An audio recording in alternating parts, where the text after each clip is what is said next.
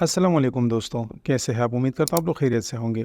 अच्छा दोस्तों, आज मैं आपके लिए डिजिटल लॉजिक डिज़ाइन CS302 के असाइनमेंट नंबर 2 का सलूशन लेकर आया हूँ। इसकी लास्ट डेट 20 सितंबर 2024 है।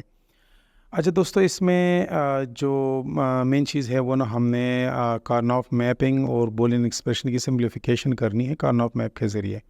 ठीक है ना? तो सीधा आ जाते हैं असाइनमेंट की तरफ। तो असाइनमेंट में हमें क्या दिया गया है? हमें यह कैनोनिकल सम दिया गया है।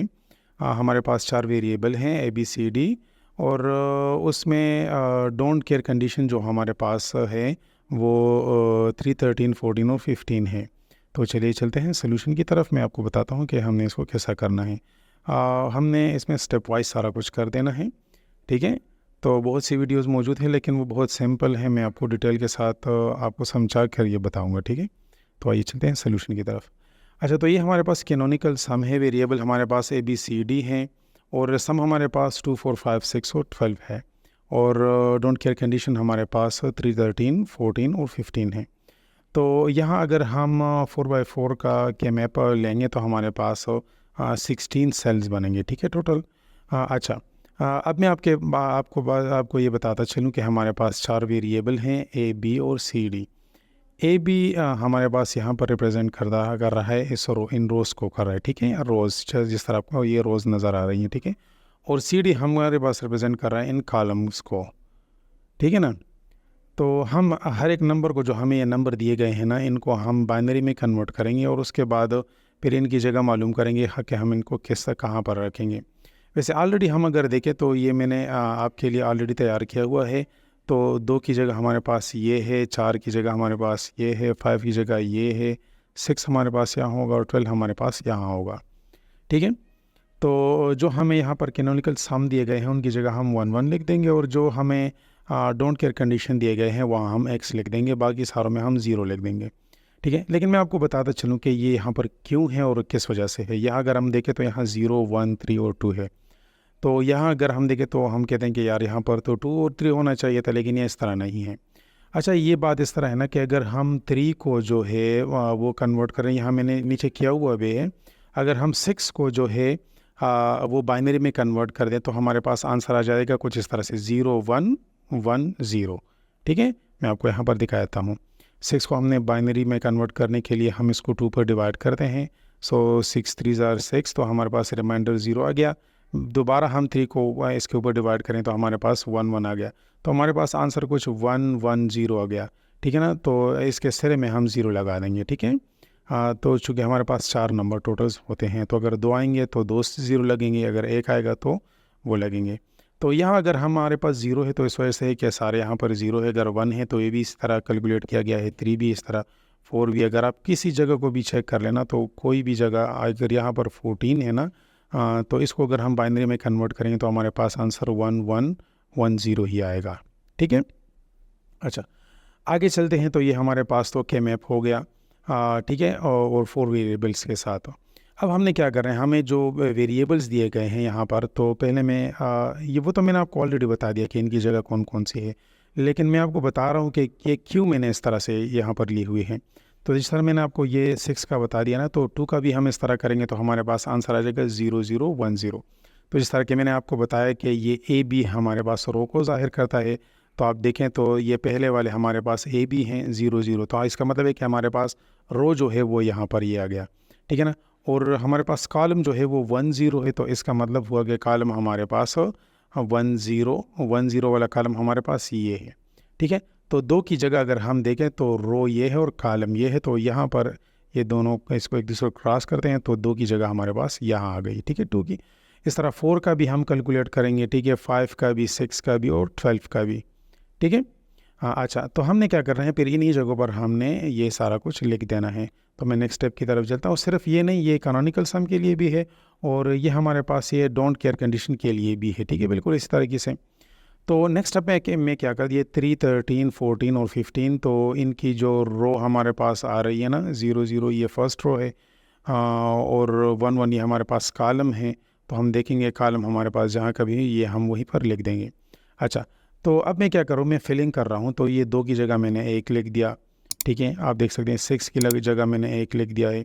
ये मैंने लिख दिया है 4 और 5 है कि क्या है, 4 और 5 की जगह मैंने यहाँ पर ये लिखा हुआ है, ठीक है। ऑलरेडी ये 1 1 लिखा, ये 12 की जगह लिखा हुआ है 1 1। तो जिस तरह मैंने आपको बताया कि यहाँ पर हम ये सारा कुछ और इसकी फिलिंग कर देंगे।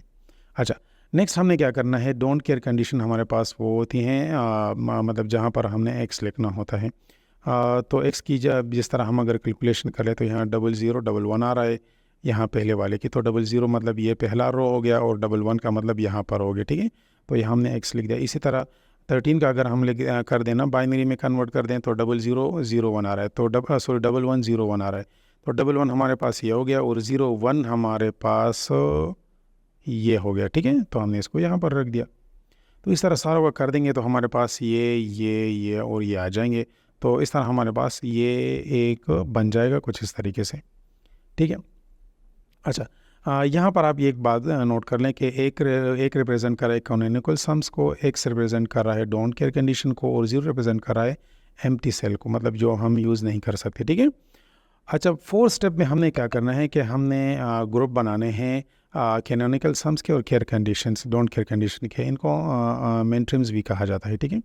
अच्छा, तो हम क्या करेंगे कि हम यहाँ पर जो ग्रुप बनाएंगे तो वो 1 2 4 या 8 का होना चाहिए, 8 एलिमेंट्स का होना चाहिए इसमें। तो जितने कम से कम ग्रुप हमारे पास बनेंगे तो इतना सही होगा, ठीक है। तो हम कोशिश करेंगे कि कम से कम बना ले। तो हम क्या कर सकते हैं कि हम यहाँ से भी इस तरह कर सकते हैं, इन चारों को मिलाकर एक ग्रुप बना लेंगे, फिर इन दोनों को मिलाकर एक ग्रुप बना लेंगे, इन दोनों को मिलाकर एक ग्रुप बना देंगे। अच्छा, एक्स की बात मैं आपको कहता चलूँ, एक्स की जगह आप वैल्यू कुछ भी लिख सकते हैं, ठीक है। इसकी वैल्यू आप 1 भी ले सकते हैं और 0 भी ले सकते हैं। तो हम अपनी मतलब यहाँ पर x है तो मैंने इसको 1 कंसिडर किया हुआ है और यहाँ पर एक 4 ग्रुप बना लिया हुआ है मैंने, और यहाँ पर इन दोनों का ग्रुप बना लिया। तो मेरे पास ग्रुप सम से कम जो ग्रुप्स आ गए ना वो बस 4 ये हैं और 2 ये और 2 ये हैं, ठीक है। तो 2 ग्रुप मेरे पास बन गए। तो पहले ग्रुप में हमारे पास जो सेल्स हैं ना वो 4 5 12 और 13 हैं। यहाँ आप देखें पहले वाले में 4 5 12 13, और दूसरे में हमारे पास जो सेल्स हैं वो 2 और 6 हैं। तो 12 से नीचे जाते हैं, वो दूसरे में हमारे पास 2 और 6 हैं, ठीक है। तो अब हम इसको सिंप्लीफाइड एक्सप्रेशन में किस तरह से कन्वर्ट करेंगे, तो ये बात चाहिए अभी आगे बात ये समझने की बात है, ठीक है। यहाँ पर गौर करें थोड़ा सा। अच्छा, हम क्या करेंगे कि इस तरह कॉलम्स में इसको पहले नोट करेंगे और हमारे पास यहाँ पर जो आ रहा है सॉरी हम पहले रोज़ में इसको कंसिडर करेंगे, ठीक है। इस तरह रोज़ में, क्योंकि रोज़ हमारे पास पहले आ रहे हैं, फिर हमारे बाद में हमारे पास जो है वो कॉलम्स आ रहे हैं। तो रोज़ में हमारे पास क्या देखेंगे कि जहाँ जहाँ ये हमारे पास कॉमन होंगे तो वहाँ हम इसे मतलब ये एक्सप्रेशन ले लेंगे, ठीक है। अच्छा, तो अगर हम यहाँ पर देखें ना तो ये पहले कॉलम में हमारे पास 1 यहाँ है 1 यहाँ है, तो हम पहले रोज़ लेंगे ना, ठीक है। तो ये एक रो हो गया, ये दूसरा रो हो गया, इन दोनों में 1 1 है हमारे पास। तो हम यहाँ पर देखेंगे कौन कॉमन है कौन नहीं है। तो ये ए हम यूज़ करेंगे पहले वाले के लिए और ये बी हम यूज़ करें दूसरे वाले के लिए। तो हम देखें तो बी हमारे पास यहाँ पर कॉमन है। अगर वैल्यू हमारे पास 1 होगी तो वो बग़ैर कम्प्लीमेंट क्या होगा, अगर वैल्यू हमारे पास दोनों की 0 अगर कॉमन आ रहा है तो उसके ऊपर हम कम्प्लीमेंट लगाएंगे।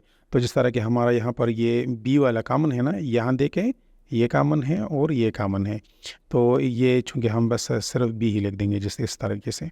अच्छा, अब हम जाते हैं कॉलम की तरफ।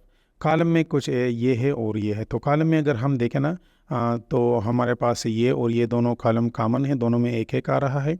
तो अगर हम इनकी वैल्यूज़ में देखें तो हमारे पास यहाँ भी 0 है और यहाँ भी 0 है, मतलब सी की जगह पहला वाला सी है दूसरा वाला डी है, तो सी की जगह हमारे पास 0 आ रहा है। तो सी तो मैं लिख दूंगा लेकिन सी के ऊपर मैं कॉम्प्लीमेंट रख दूंगा, ठीक है। तो इस तरह ये इसकी वैल्यू आ गई। अच्छा, अब दूसरे ग्रुप की तरफ चलते हैं, उसकी हम जो है सिंप्लीफाइड बूलियन एक्सप्रेशन में उसको कन्वर्ट करेंगे। तो उसकी रोज़ अगर हम देखें तो वो तो अलग है, ठीक है ना, उसकी रोज़ हमारे पास अलग हैं। तो उसकी रोज़ में कॉमन हमारे पास ए है, आप देख रहे हैं यहाँ भी 0 है यहाँ भी 0 है, ठीक है। ये इन दोनों की मैं बात कर रहा हूँ, यहाँ भी 0 ये दोनों कॉमन है।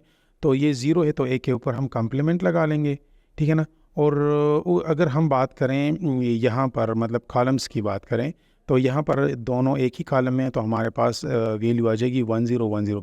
तो दोनों हमारे पास कॉमन हो गए, तो 1 भी कॉमन हो गया और 0 भी कॉमन हो गया।